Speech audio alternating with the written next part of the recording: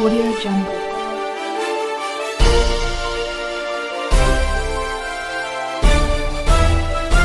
Audio Jungle. Assalamualaikum warahmatullahi wabarakatuh. Yang saya hormati Bapak Ahmad Nur Mahfuda selaku dosen pemangku mata kuliah Al-Islam. Perkenalkan, nama saya Damara Tasorofa, NIM 2010411108. Di sini kami akan mempresentasikan hasil kerja kami berupa makalah dan PowerPoint yang berjudul Tauhid dan Urgensinya bagi Kehidupan Muslim. Baik, untuk pembahasan yang pertama saya akan membahas tentang pengertian tauhid. Yang kedua yaitu makna kalimat la ilaha illallah dan konsekuensi dalam kehidupan. 1. Pengertian tauhid. Secara bahasa, tauhid berasal dari kata dasar yang maknanya sesuatu itu satu atau esa. Sedangkan secara syar'i, tauhid bermakna mengisahkan Allah dalam ibadah bersamaan dengan keyakinan keesaannya dalam zat, sifat, dan perbuatan-perbuatannya. Tauhid secara bahasa Arab merupakan bentuk masdar dari fi'il wahada yuwahidu dengan huruf ha ditasid, yang artinya menjadikan sesuatu satu saja. Syekh Muhammad bin Salih Al-Khutsaimin berkata, makna ini tidak tepat kecuali diikuti dengan penafian, yaitu menafikan segala sesuatu selain sesuatu yang kita jadikan satu saja, kemudian baru menetapkannya. A. Pembagian tauhid. Tauhid menurut ulama dibagi menjadi 3, yaitu tauhid rububiyah, tauhid uluhiyah, dan tauhid asma wa sifat. Yang pertama yaitu tauhid rububiyah. Artinya kita meyakini keesaan Allah dalam hal penciptaan, pemilik, pengatur, pemberi rizki, dan pemelihara alam semesta beserta isinya. Keyakinan seperti ini juga diyakini oleh kaum musyrikin Mekah sebagai firman Allah. Bismillahirrahmanirrahim. Kul man yarjukum minas samai wal ardi amman yamlikus samaa wal absara wa man yukhrijul hayya minal mayyiti wa yukhrijul mayyita minal hayyi wa man yudabbirul amra. Yang artinya, katakanlah, siapa yang memberi rezeki kepadamu dari langit dan bumi, atau siapakah yang kuasa atau menciptakan pendengaran dan penglihatan, dan mengeluarkan yang hidup dari yang mati, dan mengeluarkan yang mati dari yang hidup, dan siapakah yang mengatur segala urusan? Maka mereka musyrikin Mekah menjawab, Allah. Maka katakanlah, hai Muhammad, mengapa kamu tidak bertakwa kepadanya? Quran Surat Yunus ayat 31. Ayat di atas senada dengan ayat dalam surat Al-Mu'minun ayat 84-89, Az-Zumar ayat 38, Az-Zuhruf ayat 87 terkait orang-orang musyrik Mekah yang meyakini tauhid rububiyah, namun mereka tetap diklasifikasikan sebagai kaum musyrikin oleh Allah dan Rasul-Nya. Hal itu karena hati manusia telah difitrahkan untuk mengakui rububiyah Allah Subhanahu wa Ta'ala, sehingga orang yang meyakini belum menjadi ahli tauhid sebelum dia beriman kepada tauhid yang kedua. Hal ini menegaskan bahwa seseorang tidak dikatakan beriman dengan hanya meyakini tauhid rububiyah. Yang kedua yaitu tauhid uluhiyah, yang artinya kita meyakini bahwa Allah lah satu-satunya zat yang berhak disembah atau diibadahi. Ibadah di sini adalah istilah yang meliputi segala apa yang Allah cintai dan ridhoi, baik berupa ucapan serta amalan-amalan yang lahir maupun yang batin. Tauhid uluhiyah merupakan implementasi dari kalimat tauhid la ilaha illallah. Makna kalimat ini adalah tidak ada sesembahan yang hak untuk disembah melainkan Allah. Kalimat tauhid ini mengandung 2 unsur, yaitu unsur penolakan segala bentuk sesembahan selain Allah, serta menetapkan segala bentuk ibadah ditunjukkan hanya kepada Allah semata. Tauhid inilah yang merupakan inti dari pengutusan para rasul seperti yang termasuk dalam firman Allah, yang artinya, dan tidaklah kami mengutus seorang rasul pun sebelum kamu, melainkan kami wahyukan kepadanya bahwasanya tidak ada sesembahan yang hak melainkan aku, maka sembahlah aku olehmu sekalian. Quran Surat Al-Anbiya ayat 25.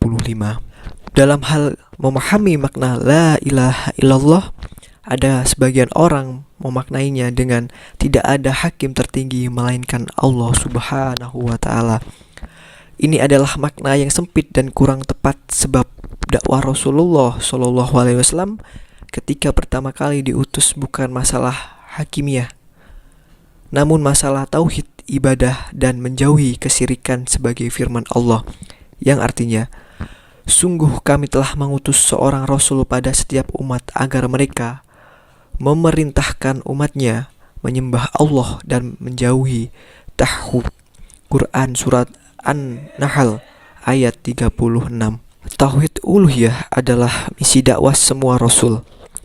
Pengingkaran terhadap tauhid inilah yang menjerumuskan umat-umat terdahulu ke dalam jurang kehancuran. Tauhid ini adalah pembuka dan penutup agama. Ia adalah pembeda antara orang-orang mukmin dan orang-orang kafir, antara penduduk surga dan penduduk neraka.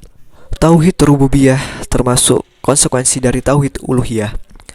Karena orang-orang musyrik tidak menyembah Tuhan yang satu, akan tetapi mereka menyembah bermacam-macam Tuhan dengan anggapan bahwa Tuhan-Tuhan tersebut lebih mendekatkan mereka kepada Allah.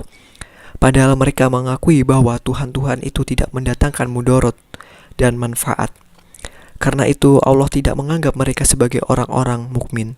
Kendati mereka mengakui tauhid uluhiyah, mereka tetap kafir, sebab mereka masih menyekutukan Allah dan selainnya dalam beribadah. Yang ketiga yaitu makna tauhid asma wa sifat. Mengisahkan Allah dalam hal nama-nama dan sifat-sifatnya ialah meyakini secara mantap bahwa Allah menyandang seluruh sifat kesempurnaan dan suci dari segala sifat kekurangan, dan bahwa Dia berbeda dengan seluruh makhluknya.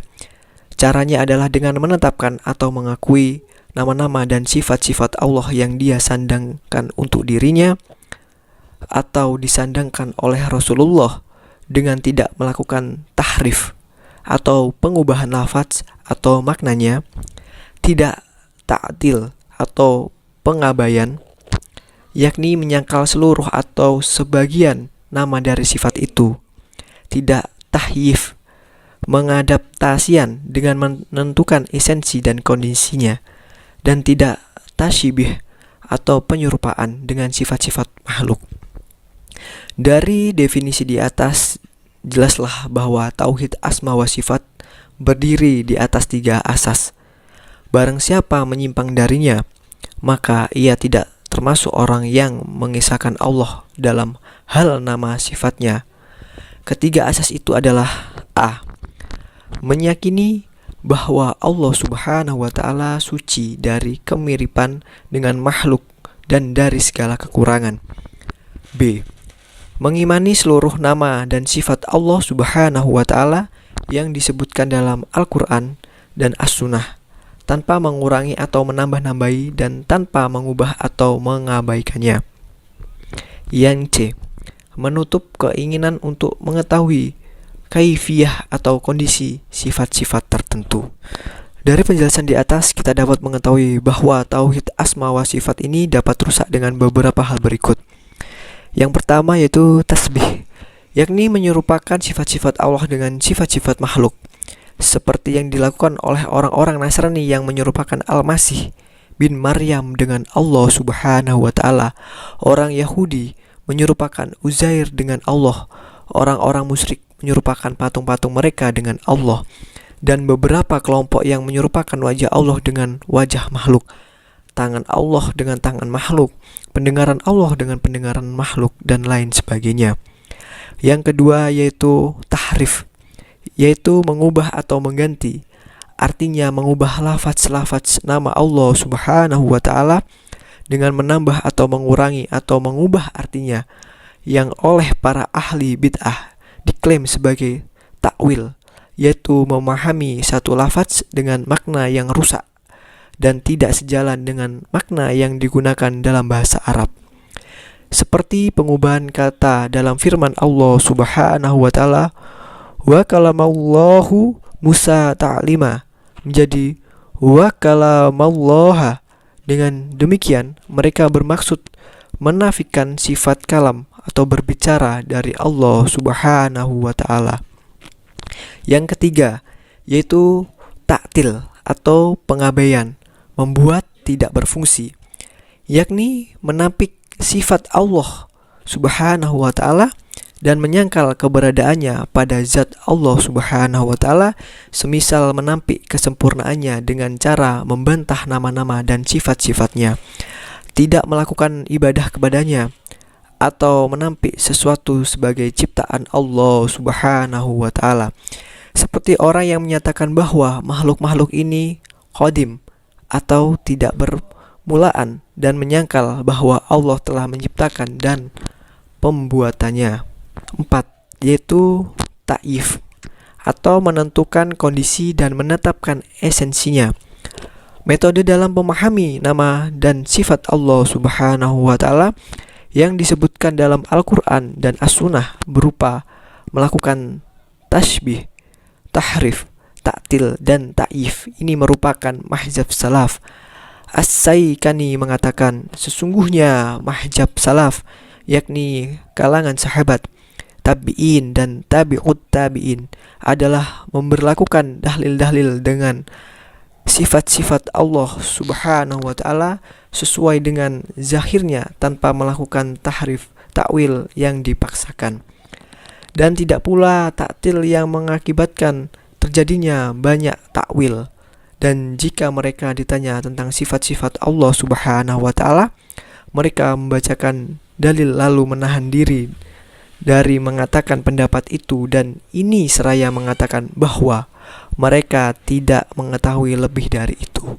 5. Ulama salaf tidak akan memaksakan diri untuk berbicara apa yang tidak mereka ketahui dan apa yang tidak Allah izinkan untuk mereka lampaui. Jika ada seseorang penanya menginginkan penjelasan melebihi dari zahir, maka mereka segera mencegahnya dari apa yang tidak mungkin mereka capai selain terjerumus dalam bid'ah, dan melarangnya dari hal yang tidak diajarkan Rasulullah SAW, tidak pula oleh sahabat dan tabi'in. Yang ketiga yaitu makna kalimat la ilaha illallah. Kalimat la ilaha illallah mengandung dua makna, yaitu makna penolakan segala bentuk sesembahan selain Allah Subhanahu wa taala, dan makna menetapkan bahwa satu-satunya sesembahan yang benar hanyalah Dia semata. Berkaitan dengan kalimatin, Allah Subhanahu wa taala berfirman, fa'alam annahu la ilaha illallah, yang artinya maka ketahuilah, ilmuilah bahwasanya tidak ada sesembahan yang benar selain Allah. Quran Surat Muhammad ayat 19. Berdasarkan ayat di atas bahwa memahami makna syahadat adalah wajib hukumnya dan mesti didahulukan daripada rukun-rukun Islam yang lain. Rasulullah SAW juga menegaskan, barang siapa yang mengucapkan la ilaha illallah dengan ikhlas maka akan masuk ke dalam surga. Hadis HR Ahmad.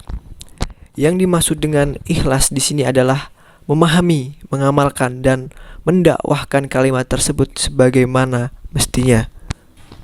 Rasulullah sendiri mengajak paman beliau Abu Thalib menjelang detik-detik kematiannya dengan ajakan, wahai pamanku, ucapkanlah la ilaha illallah, sebuah kalimat yang aku akan jadikan ia sebagai nutfah di hadapan Allah Subhanahu wa taala. Akan tetapi Abu Thalib enggan untuk mengucapkan dan meninggal dalam keadaan musyrik. Selama 13 tahun di Mekah, Nabi Muhammad SAW mengiyak orang-orang dengan perkataan beliau, katakanlah la ilaha illallah. Kemudian orang-orang kafir menjawab, beribadah kepada sesembahan yang satu tidak pernah kami dengar dari orang tua kami. Orang Quraisy di zaman Rasulullah sangat paham makna kalimat tersebut, dan barang siapa yang mengucapkannya tidak akan menyeru atau berdoa kepada selain Allah Subhanahu wa taala. 1. Syarat-syarat la ilaha illallah. Bersaksi dengan la ilaha illallah harus dengan 7 syarat, yaitu pertama, ilmu atau mengetahui yang menafikan jahil atau kebodohan. Yang dua yaitu yakin yang menafikan syak atau keraguan. Yang ketiga yaitu kabul, menerima, yang menafikan rad atau penolakan. Yang keempat yaitu inqiyad atau patuh, yang menafikan tard atau meninggalkan. Yang kelima yaitu ikhlas, yang menafikan syirik. Yang keenam yaitu sidik atau jujur, yang menafikan kizib atau dusta. Yang ketujuh yaitu mahabbah atau kecintaan, yang menafikan ba'da atau kebencian. 2.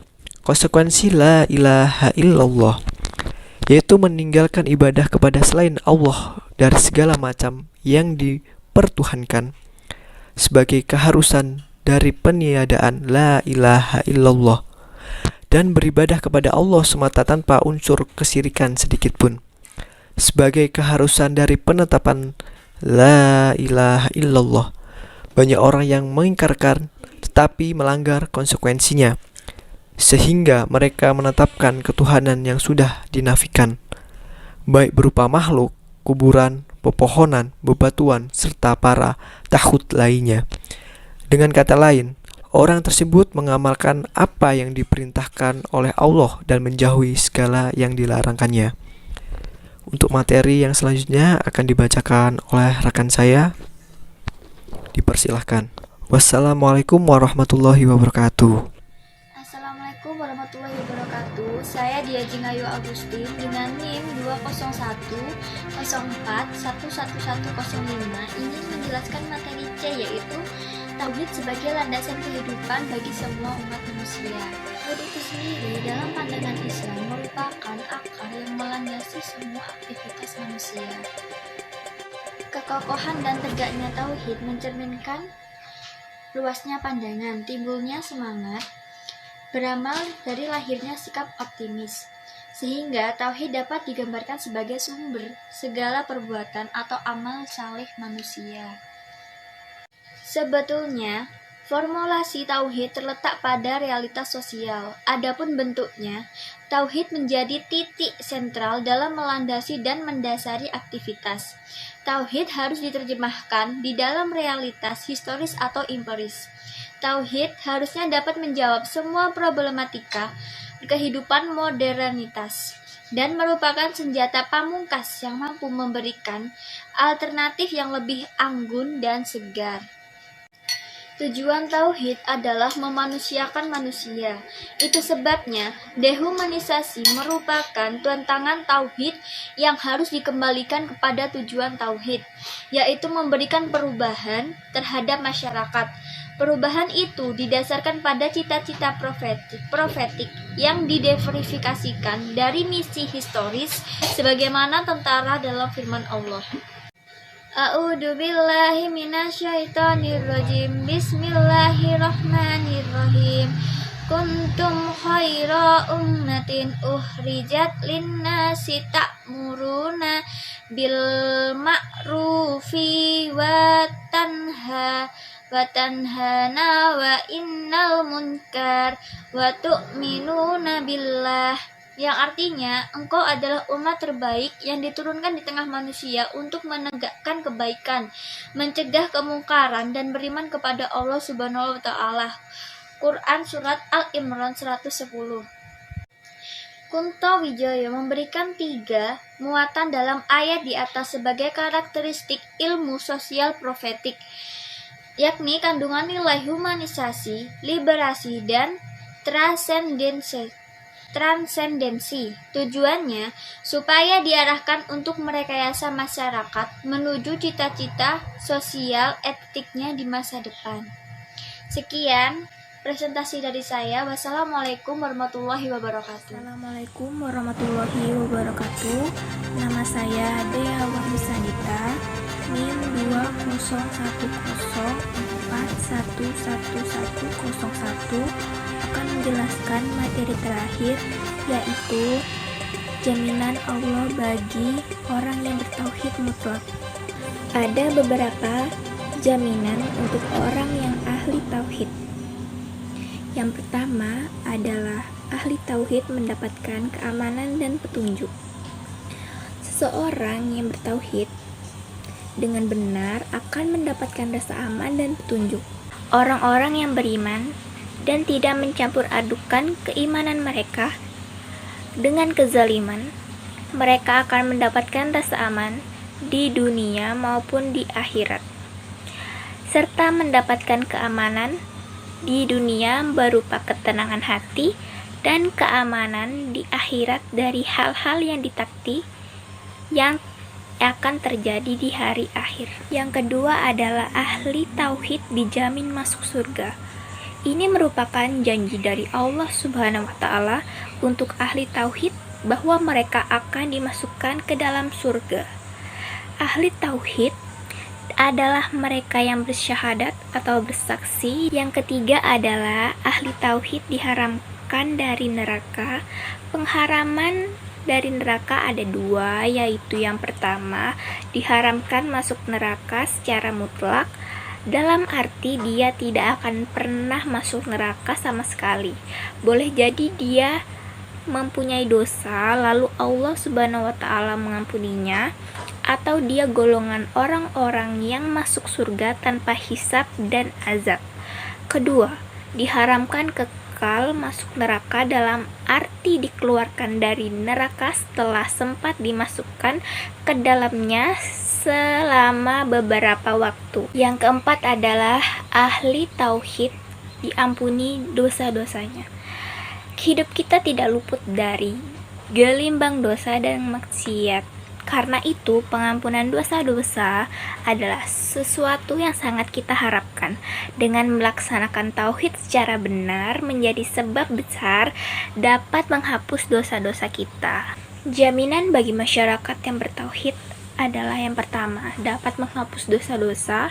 Yang kedua, faktor terbesar dalam melapangkan berbagai kesusuhan serta bisa menjadi penangkal dari berbagai akibat buruk dalam kehidupan dunia dan akhirat. Yang ketiga adalah mencegah kekekalan dalam api neraka meskipun dalam hati hanya tertanam keimanan sebesar biji sawi. Yang keempat adalah merupakan sebab satu-satunya untuk menggapai ridho Allah Subhanahu wa taala dan pahalanya. Orang yang paling bahagia dalam memperoleh syafaat Rasulullah SAW adalah mengucapkan la ilaha illallah dengan ikhlas dari hatinya. Yang kelima adalah penerimaan seluruh amalan dan ucapan baik yang tampak dan yang tersembunyi tergantung kepada tauhid seseorang. Demikian pula penyempurnaan dan pemberian ganjarannya. Perkara-perkara ini menjadi sempurna dan lengkap tatkala tauhid dan keikhlasan kepada Allah Subhanahu wa taala menguat. Yang keenam adalah memudahkan seorang hamba untuk melakukan kebaikan-kebaikan dan meninggalkan kemungkaran-kemungkaran serta menghibur tatkala menghadapi berbagai musibah. Yang ketujuh, bila tauhid sempurna dalam hati seseorang, Allah menjadikannya mencintai keimanan. Kemudian Allah menjadikan orang tersebut membenci kekafiran, kefasikan, dan kemaksiatan. Juga Allah akan menggolongkan ke dalam orang-orang yang terbimbing. Yang kedelapan adalah meringankan segala kesulitan dan rasa sakit. Semua itu sesuai dengan menyempurnakan tauhid dan iman yang dilakukan oleh seorang hamba. Sesuai pula dengan sikap seseorang hamba saat menerima segala kesulitan dan rasa sakit dengan hati yang lapang, jiwa yang tenang, dan ridho terhadap ketentuan-ketentuannya. Yang kesembilan, melepaskan seorang hamba dari ketergantungan dan pengharapan kepada makhluk. Ini keagungan dan kemuliaan yang hakiki. Bersamaan dengan itu, dia hanya beribadah dan menghambakan diri kepada Allah Subhanahu wa taala dengan mengharap kepada Allah Subhanahu wa taala. Yang ke-10, bila tauhid sempurna dalam hati seseorang dan terrealisasi lengkap dengan keikhlasannya, amal yang sedikit akan berubah menjadi banyak, segenap amal dan ucapan berlipat ganda tanpa batas dan hitungan. Yang ke-11 adalah Allah Subhanahu wa taala menjamin kemenangan, pertolongan, kemuliaan, kemudahan, dan petunjuk di dunia bagi pemilik tauhid. Cukup banyak dalil yang menguatkan keterangan ini, baik dari Al-Quran maupun As-Sunnah. Sekian presentasi dari kelompok kami. Apabila ada kesalahan dalam pengucapan ataupun tingkah laku yang kurang berkenan di hati Bapak dosen ataupun teman-teman sekalian yang menyaksikan video ini, mohon dimaafkan. Kurang lebihnya mohon maaf. Wassalamualaikum warahmatullahi wabarakatuh. Audio Jungle.